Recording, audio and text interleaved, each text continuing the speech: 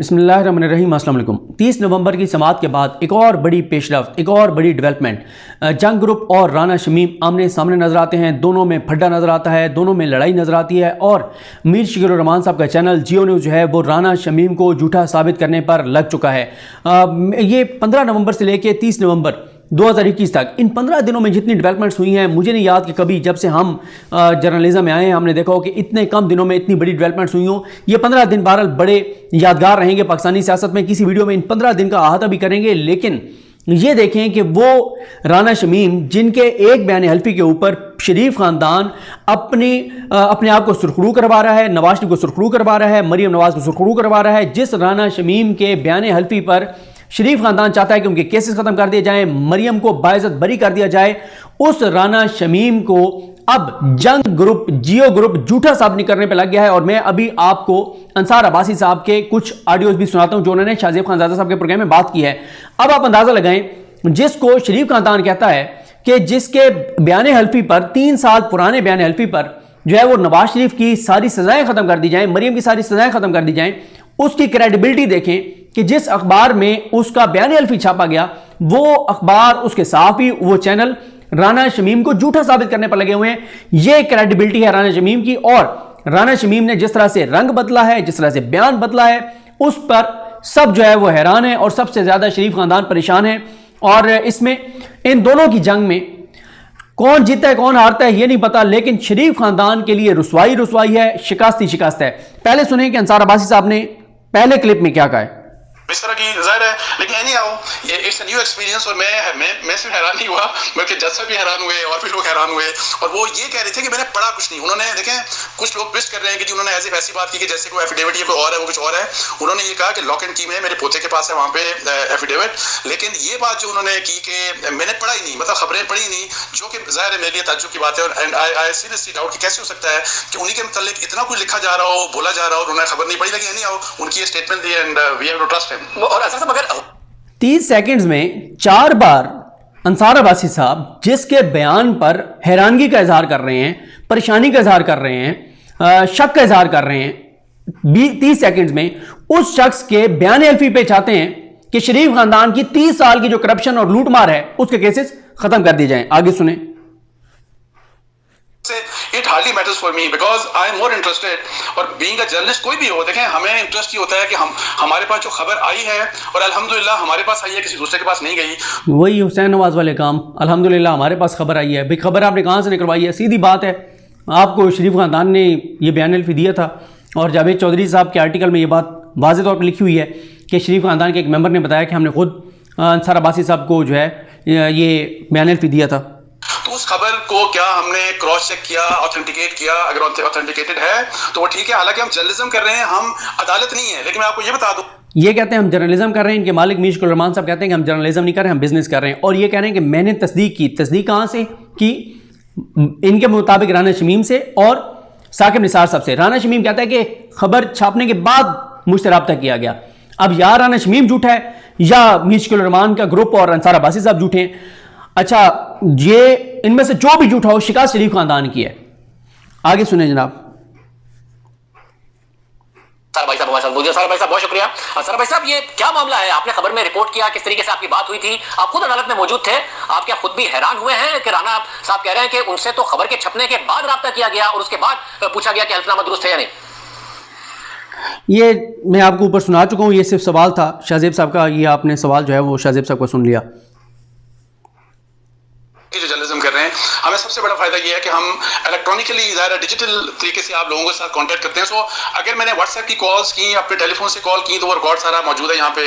और अगर जो मैसेजेस मैंने व्हाट्सएप से उनको किए, अगर उनका कोई जवाब आया वो भी मौजूद है। फिर उन्होंने अगर मुझे व्हाट्सएप में अपने व्हाट्सएप के मैसेज में कहा कि मेरा SMS आप देख लें, व्हाट्सएप में उनको मैसेज नहीं, दूसरे नंबर पर। और फिर वहाँ पर मैंने कहा कि ये नंबर आपका अपना है, ये क्या इस्तेमाल करते हैं? तो वो कहते हैं कि जब मेरे यहाँ पे मुझे कनेक्शंस का कोई मसला होता है, ये बात जो कि टेलीफोन कनेक्शंस का, तो इस टेलीफोन नंबर तक मेरी एक्सेस होती है। सो अल्हम्दुलिल्लाह उस उसका किसी किस्म का कोई मसला नहीं है। ये जो दूसरे नंबर के बारे में उन्होंने आपको अपने व्हाट्सएप वाले नंबर से ही बताया कि दूसरा नंबर भी मेरा ही है जिससे मैं मैसेज कर रहा हूं। व्हाट्सएप पे उन्होंने कहा, व्हाट्सएप पे मुझे उन्होंने कहा, बेसिकली जब देखें व्हाट्सएप के ऊपर बातचीत नहीं हो रही थी और वो मैंने जैसे कहा कि वो व्हाट्सएप ऑफ ही मिल रहा था, तो मैंने एक वॉइस मैसेज भेजा उनको और मैंने वॉइस मैसेज भेजा कि आपने कंफर्मेशन कर दी और मैं कुछ और पूछना चाह रहा था और बेसिकली मैं उनसे डिटेल में बात करना चाह रहा था, वही वाली बात कि जी लंदन में आपने जाके क्यों कराया और जो डिफरेंट क्वेश्चन किसी भी जर्नलिस्ट के दिमाग में हो सकते हैं।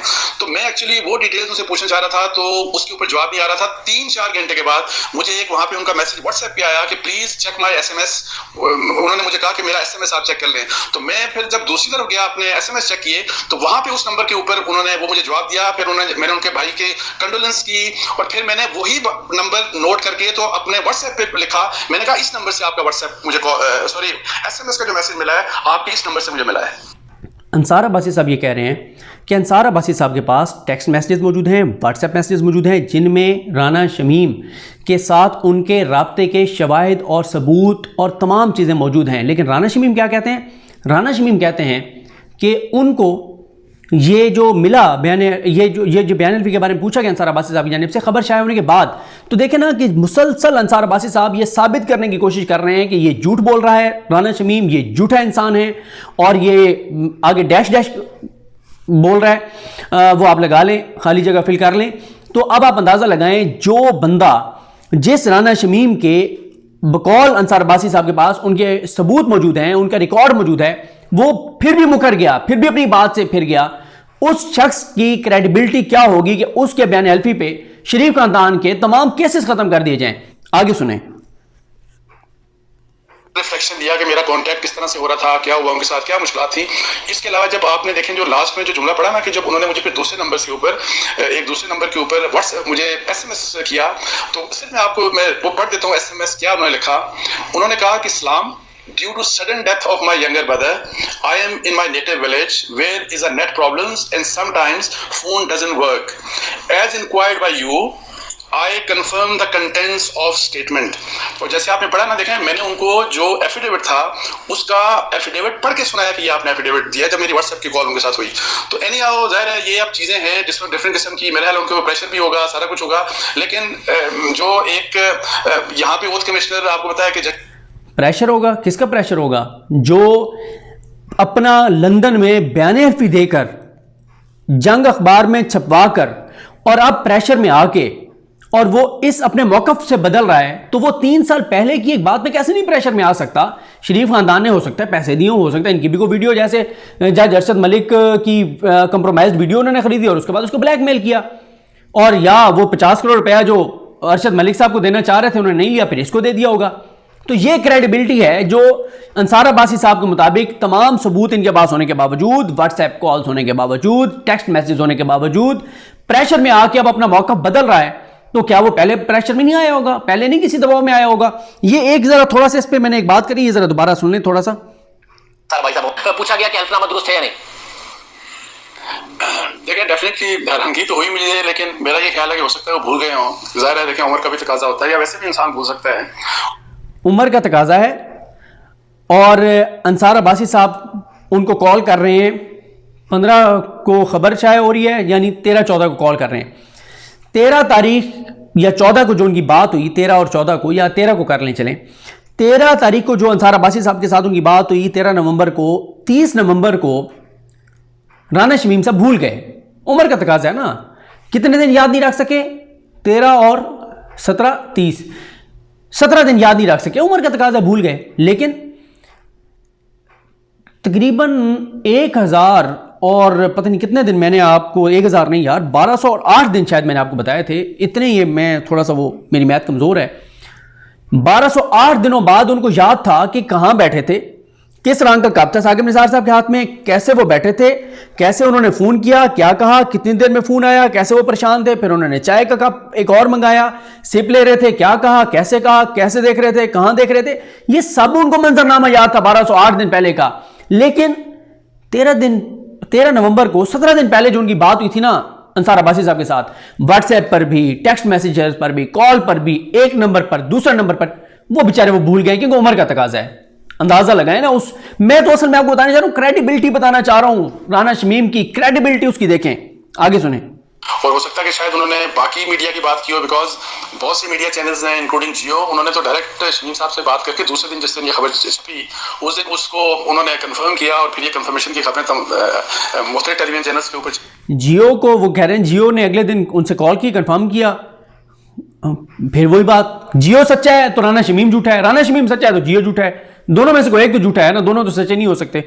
तो चली भी, सो ये हैरानी मुझे जरूर थी, लेकिन मैं आपको बताऊं कि ज़्यादा इंटरेस्टिंग डेवलपमेंट इसलिए जरूर थी कि एक जिस तरह नया एक ट्विस्ट आ गया इसमें, और इस ट्विस्ट की वजह से जो हमसे मोहब्बत करने वाले, मुझसे मोहब्बत करने वाले, हमारे चैनल से मोहब्बत करने वाले कुछ चैनल्स हैं, कुछ हमारे दोस्त एंकर्स हैं, तो उनको एक अच्छा मौका मिल गया कि चले उनके लिए अच्छी खबरें बन गई, चटपटी खबरें बन गई। लेकिन लेट मी अश्योर यू कि ये अल्लाह के करम से जो जिस तरह आपने देखे हवाला दिया ना कि मेरी खबर का जो 5वां पैराग्राफ, तो जनाब अंसार अब्बासी साहब ने कोई 10 बार कहा होगा, हैरत हुई, शक हुआ, परेशानी हुई, दबाव, ये सारी चीज़ें आप अंदाज़ा लगाएं कि जिस बंदे की ऊपर खुद ये आप कह रहे हैं कि उसके ऊपर प्रेशर आया है, वो बदल गया है, वो झूठ बोल रहा है, गलत बयानी कर रहा है, सबूत मौजूद है, फिर भी अपनी बात से फिर गया, उस शख्स की क्या क्रेडिबिलिटी होगी। तो ये आप देखें कि जंग और जियो ग्रुप अब उसको झूठा साबित करने पर लगा हुआ है। दोनों जिनमें से जो भी झूठा साबित होता है, सुरखरू कौन होगा? नवाज शरीफ। इस बात पे आपने कायम रहना है। मुझे अपनी दुआ में याद रखें। अल्लाह करीम हम सब का हमें नासरो। अल्लाह हाफिज़।